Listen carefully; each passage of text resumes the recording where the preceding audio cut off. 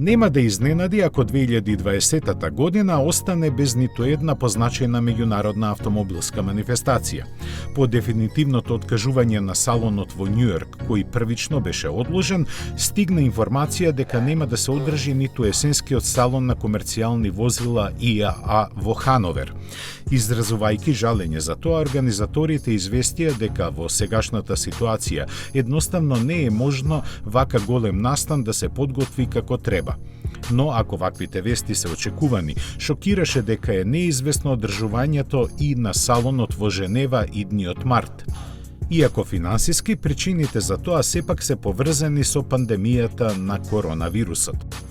Имено откажувањето на неговото годинешно издание во последниот момент на организаторите им донесе загуба од 11 милиони швајцарски франци. Заради тоа, тие побараа државна помош која во вид на кредит од 17 милиони франци ја добија од кантонот Женева, но властите за неа поставија услови, кои според организаторот на салонот беа неприфатливи. Кредитот е одбиен заради што е доведено во прашање и самиот опстанок на фондацијата што повеќе од 100 години го организира овој настан.